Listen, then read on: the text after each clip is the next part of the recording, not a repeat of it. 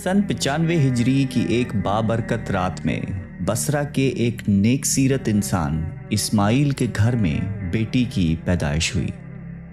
घर में 3 बेटियां पहले से थी, ताहम चौथी का नाम राबिया रखा गया। हज़रत राबिया बसरी का शुमार इस्लाम के उन पाक ख़वातीन में होता है जिनकी ज़िंदगी इब्तिदा से इंतहा तक दरवेशी और बेनियाजी का मिसाल है। पैदाइश की रात आपके वालिद के यहाँ ना तो इतना तेल था कि जिससे नाफ की मालिश की जाती और ना ही इतना कपड़ा था जिससे आपको लपेटा जा सकता। हत्ता कि बदहाली का ये आलम था कि घर में चिराग तक न था। आपकी वालिदा ने वालिद से कहा कि पड़ोस में से थोड़ा सा तेल मांग लाओ ताकि घर में कुछ रोशनी हो जाए। तो आप सिर्फ हमसाये के दरवाजे पर हाथ रखकर वापस आ गए और कहने लगे कि दरवाज़ा नहीं खुल रहा है, क्योंकि आप ये अहद कर चुके थे कि खुदा के सिवा कभी किसी से कुछ नहीं मांगूंगा। राबिया बसरी ने जब होश संभाला तो वालिद का सहारा उनके सर से उठ गया और कहत साली की वजह से आपकी तीनों बहनें भी आपसे जुदा होकर न जाने कहाँ मुकीम हो गईं। आप भी एक तरफ को चल दी और एक जालिम ने पकड़कर ज़बरदस्ती आपको अपनी कनीज़ बना लिया और कुछ दिनों के बाद बहुत ही कलील रकम में फ़रोख्त कर दिया। और उस शख्स ने अपने घर लाकर बेहद मुशक्क़त आमेज़ काम आपसे लेने शुरू कर दिए। एक मर्तबा आप कहीं जा रही थीं कि किसी नामुहर्रम को अपने सामने देखकर इतने ज़ोर से गिरी कि हाथ टूट गया। उस वक्त आपने सर बसजूद होकर अर्ज़ किया कि या अल्लाह, मैं बेयारो मददगार पहले ही थी और अब हाथ भी टूट चुका है, इसके बावजूद मैं तेरी रज़ा चाहती हूँ। चुनाचा निदाए गैब आई कि ए राबिया, गमगीन न हो, कल तुझे वो मर्तबा हासिल होगा कि फरिश्ते भी तुझ पर रश्क करेंगे। ये सुनकर आप खुशी खुशी अपने मालिक के यहाँ पहुँच गई और आपका ये मामूल रहा कि दिन में रोज़ा रखती और रात भर इबादत में सरफ कर देती। एक शब जब आपके मालिक की आंख खुली तो उसने हैरत से चारों तरफ देखा और उस वक्त एक कोने में आपको सजदे में पाया और आपके इर्द गिर्द नूर देखा, जबकि आप अल्लाह ताला से ये अर्ज़ कर रही थी कि अगर मेरे बस में होता तो हर वक्त तेरी इबादत में गुजार देती, लेकिन चूँकि तूने मुझे गैर का महकूम बना दिया है इसलिए तेरी बारगाह में देर से हाजिर होती हूँ। ये सुनकर आपके आका बहुत परेशान हो गए और ये अहद कर लिया कि मुझे तो अपनी खिदमत लेने की बजाय उल्टी इनकी खिदमत करनी चाहिए। चुनांचे सुबह होते ही आपको आज़ाद कर दिया और फरमाया कि आप यहीं क़याम फरमाएं तो मेरे लिए बाइसे सआदत है। वैसे आप अगर कहीं और जगह जाना चाहें तो आपको इख्तियार है। ये सुनकर आप हुजरे से बाहर निकल आईं और ज़िक्र व शुग़ल में मशगूल हो गई। आप शबो रोज़ में 1000 रकात पढ़ा करती थी और गाहे बगाहे हज़रत हसन बसरी के वाज़ में भी शरीक होती। एक रिवायत में ये भी है कि इब्तिदा में आप घाती बजाती थी, बाद में तौबा तायब होकर जंगल में गोशा नशीनी अख्तियार कर ली। आपने उलूम ज़ाहिरी हासिल करने के लिए कूफे का रख्त सफ़र बांध लिया, जो अपने वक्त में बहुत बड़ा इल्मी मरकज़ था। वहाँ से पहले उन्होंने कुरान हकीम हिफ्ज़ किया, उसके बाद दरवेशी और हदीस की तालीम हासिल की। इतनी महारत हासिल की कि आपका वाज़ सुनकर बड़े बड़े मुहद्दिस और फ़क़िया हैरान रह जाते थे। उनकी बारगाह मारिफत में बड़े बड़े उलमा और सूफिया हाजिर होते थे। उनमें सरे फ़हरिस्त इमाम सुफियान सूरी हैं, जिन्हें अमीरुल मोमिनीन फ़िल हदीस कहा जाता है।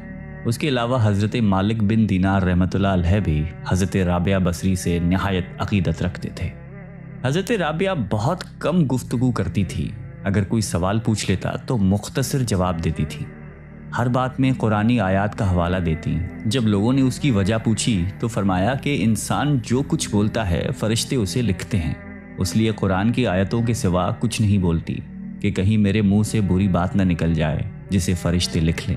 हज़रत इमाम गज़ाली रहमतुल्लाह अलैह अपनी किताब इहया उलूमुद्दीन में फरमाते हैं कि हज़रत राबिया ने अपने अशार में गरज़ और आरज़ू की जिस बहस का जिक्र किया है उससे मुराद अल्लाह ताला के एहसान और इनाम हैं जो वो अपने बंदों पर रवा रखता है, और जिस हुबे इलाही का जिक्र किया गया है उससे मुराद दीदार इलाही और जमाल खुदाबंदी है, और यही मोहब्बत सबसे बेहतर और बरतर है।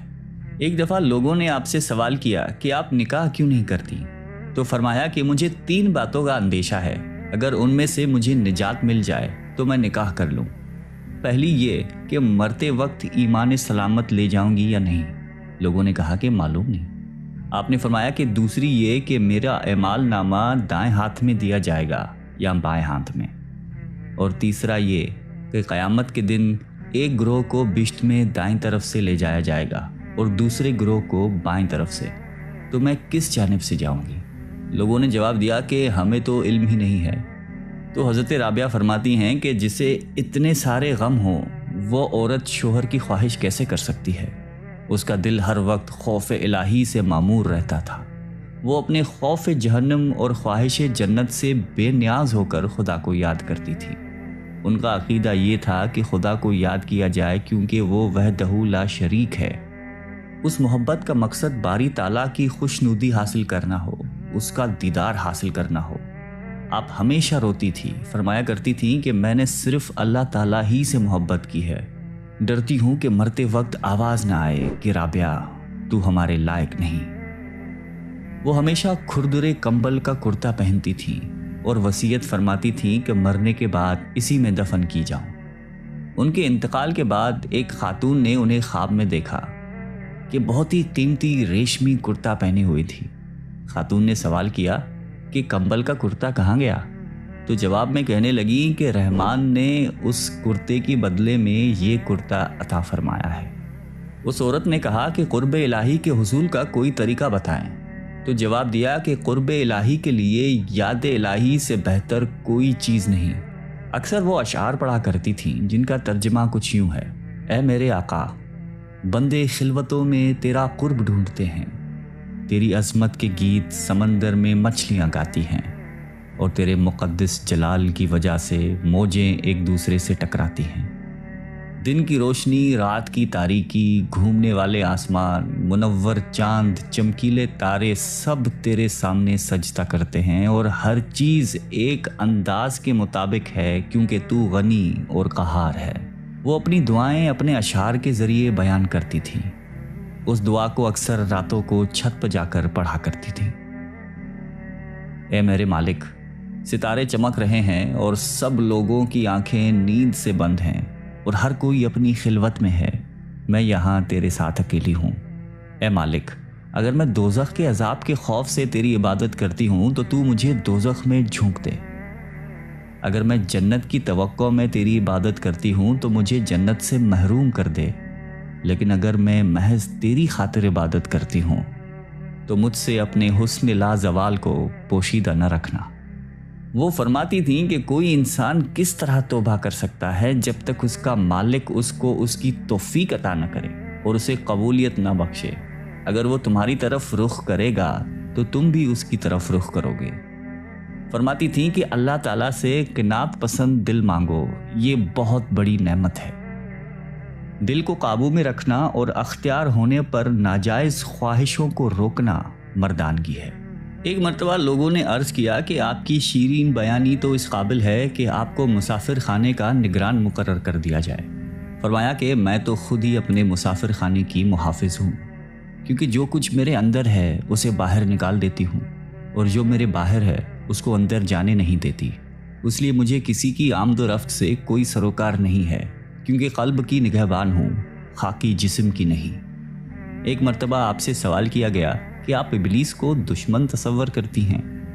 فرمایا کہ میں تو رحمان کی دوستی میں مشغولیت کی وجہ سے ابلیس کی دشمنی کا تصور ہی نہیں کرتی۔ عالم خواب میں حضور اکرم صلی اللہ علیہ وآلہ وسلم نے آپ سے فرمایا کہ کیا تو مجھے محبوب رکھتی ہے؟ تب رابعہ نے عرض کیا کہ وہ کون بد نصیب ہوگا جو آپ کو محبوب نہ رکھتا ہو، لیکن میں تو حب الہی میں ایسی غرق ہوں کہ اس کے سوا کسی کی محبوبیت کا تصور تک نہیں آتا۔ یہی وجہ ہے کہ میں کسی کی محبوبیت کا احساس تک باقی نہیں رکھتی۔ لوگوں کے اس سوال پر کہ محبت کیا شے ہے، آپ نے فرمایا کہ محبت ازل سے ہے اور ابد تک رہے گی، کیونکہ پورے عالم میں کسی نے اس کا ایک گھونٹ تک نہیں چکھا، جس کے نتیجے میں محبت اللہ تعالیٰ میں ضم ہو کر رہ گئی۔ ایک مرتبہ کسی نے سوال کیا کہ آپ جس کی عبادت کرتی ہیں کیا وہ آپ کو نظر بھی آتا ہے؟ تو فرمایا کہ اگر نظر نہ آتا تو عبادت کیوں کرتی؟ لوگوں نے جب آپ سے سوال کیا کہ خدا بندے سے کس وقت خوش ہوتا ہے، فرمایا کہ جب بندہ محنت پر اس طرح شکر ادا کرتا ہے جیسا کہ نعمت پر ادا کرتا ہے۔ آپ اکثر فرمایا کرتی تھی کہ صرف زبانی توبہ کرنا جھوٹے لوگوں کا فعل ہے، کیونکہ اگر سچے دل کے ساتھ توبہ کی جائے تو دوبارہ کبھی توبہ کی ضرورت پیش نہ آئے۔ پھر فرمایا کہ معرفت توجہ اللہ کا نام ہے، اور عارف کی شناخت یہ ہے کہ وہ خدا سے پاکیزہ قلب طلب کرے، اور جب عطا کر دیا جائے تو پھر اسی وقت اس کو خدا کے حوالے کر دے، تاکہ حجابات حفاظت میں محفوظ رہ کر مخلوق کی نگاہوں سے پوشیدہ رہیں۔ حضرت صالح عامری اکثر یہ فرمایا کرتے تھے کہ جب مسلسل کسی کا دروازہ کھٹکھٹایا جاتا ہے تو آخر کار کسی نہ کسی وقت کھول ہی دیا جاتا ہے۔ رابعہ بصری نے آپ کا یہ جملہ سن کر سوال کیا کہ آخر وہ کب کھلے گا، کیونکہ وہ تو کبھی بند ہی نہیں ہوا۔ یہ سن کر حضرت صالح کو آپ کی دانش مندی پر مسرت ہوئی اور اپنی کم عقلی پر رنج ہوا۔ کچھ لوگ زیارت کے لیے حاضر ہوئے تو دیکھا کہ آپ دانتوں سے گوشت کاٹ رہی ہیں۔ انہوں نے سوال کیا کہ آپ کے یہاں چاقو چھری نہیں ہے جو دانتوں سے کام لے رہی ہیں؟ فرمایا کہ میں محض اس خوف سے چاقو چھری نہیں رکھتی کہ کہیں وہ میرے اور میرے محبوب کے رشتے کو منقطع نہ کر دے۔ ایک مرتبہ آپ نے 7 شب و روز مسلسل روزے رکھے اور شب میں قطعاً آرام نہیں کیا، لیکن جب 8ویں دن بھوک کی شدت کی نفس نے فریاد کی کہ مجھے کب تک اذیت دوگی، تو اسی وقت ایک شخص کھانے کو کوئی شے پیالے میں لے کر حاضر ہوا۔ آپ لے کر شمع روشن کرنے اٹھیں، اسی وقت گر کے ٹوٹ گیا۔ اس وقت آپ نے ایک دل روز آہ بھر کر اللہ تعالیٰ سے عرض کیا کہ میرے ساتھ کیا معاملہ کیا جا رہا ہے۔ ندا آئی کہ اگر دنیاوی نعمتوں کی طلبگار ہو تو ہم عطا کیے دیتے ہیں، لیکن اس کے عوض میں اپنا درد تمہارے قلب سے نکال لیں گے، اس لیے کہ ہمارے غم اور غم روزگار کا ایک قلب میں رہنا ممکن نہیں ہے۔ یہ ندا سنتے ہی دامن امید چھوڑ کر اپنا دل دنیا کی محبت سے اس طرح خالی کر دیا کہ جس طرح موت کے وقت مرنے والا امید زندگی ترک کر قلب کو دنیاوی تصورات سے خالی کر دیتا ہے، اور اس کے بعد آپ بھی دنیا سے اس طرح کنارہ کش ہو گئیں کہ ہر صبح یہ دعا کرتی کہ اللہ مجھے اس طرح اپنی جانب متوجہ فرما لے کہ اہل جہان مجھے تیرے سوا کسی کام میں مشغول نہ دیکھیں۔ حضرت عبد الواحد عامری بیان کرتے تھے کہ ایک مرتبہ میں اور حضرت سفیان ثوری رابعہ بصری کے مزاج پرسی کے لیے حاضر ہوئے تو کچھ ایسے مرطوب ہوئے کہ لب کشائی کی ہمت ہی نہیں ہو سکی، حتیٰ کہ رابعہ نے خود ہی فرمایا کہ کچھ گفتگو کیجیے، تو ہم دونوں نے عرض کیا کہ اللہ تعالیٰ آپ کا مرض دور فرما دے۔ رابعہ نے فرمایا کہ اللہ تعالیٰ آپ کا مرض دور فرما دے، اور میں اس عطا کردہ کرشمے کا شکوہ کیسے کر سکتی ہوں، کیونکہ یہ کسی دوست کے لیے بھی مناسب نہیں کہ رضائے دوست کی مخالفت کرے۔ پھر حضرت سفیان نے پوچھا کہ آپ کو کسی شے کی خواہش ہے؟ فرمایا کہ تم صاحب معرفت ہو کر ایسا سوال کرتے ہو، اور بصرہ میں کھجور کی موجودگی کے باوجود 12 سال سے کچھ کھانے کی خواہش ہے، لیکن میں نے محض اس لیے نہیں چکھی کہ بندے کو اپنی مرضی کے مطابق کوئی کام نہیں کرنا چاہیے، کیونکہ رضا الہی کے بغیر کوئی کام کرنا کفر کے ہم معنی ہیں۔ پھر حضرت سفیان نے اپنی دعا کے لیے درخواست کی تو فرمایا کہ اگر تمہارے اندر حب دنیا نہ ہوتی تو تم نیکی کا مجسمہ ہوتے۔ انہوں نے عرض کیا کہ یہ کیا فرما رہی ہیں؟ آپ نے کہا کہ سچ بات کہہ رہی ہوں، کیونکہ اگر ایسا نہ ہوتا تو تم کم عقل باتیں نہیں کرتے، اس لیے کہ جب تمہیں یہ علم ہے کہ دنیا فانی ہے اور فانی شے کی ہر شے فانی ہوا کرتی ہے، اس کے باوجود بھی تم نے یہ سوال کیا کہ آپ کو کس شے کی خواہش ہے۔ یہ سن کر سفیان نے مہوے حیرت ہو کر بارگاہ الہی میں عرض کیا کہ یا اللہ، میں تیری رضا کا جویا ہوں۔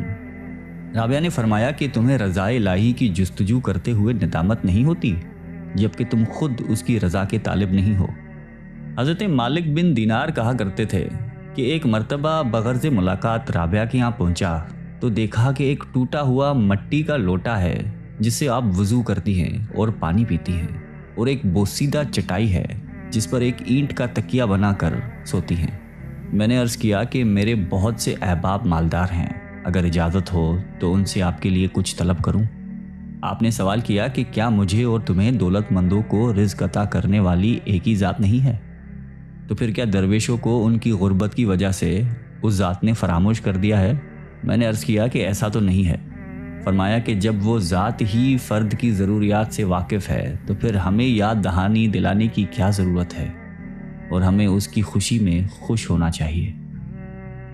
مشائخین بصرہ میں سے ایک شیخ آپ کے ہاں جا کر بیٹھے اور بیٹھے بیٹھے دنیا کی شکایتیں کرنے لگے، تو رابعہ نے فرمایا کہ غالباً آپ کو دنیا سے بہت لگاؤ ہے، کیونکہ جو شخص جس سے زیادہ محبت کرتا ہے اسی کا ذکر بہت زیادہ کرتا ہے۔ اگر آپ کو دنیا سے لگاؤ نہ ہوتا تو آپ کبھی دنیا کا اس کثرت کے ساتھ ذکر نہ کرتے۔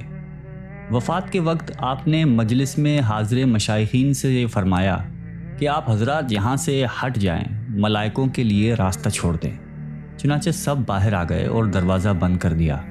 اس کے بعد اندر سے یہ آواز سنائی دی کہ اے مطمئن نفس، اپنے مولا کی جانب لوٹ چل۔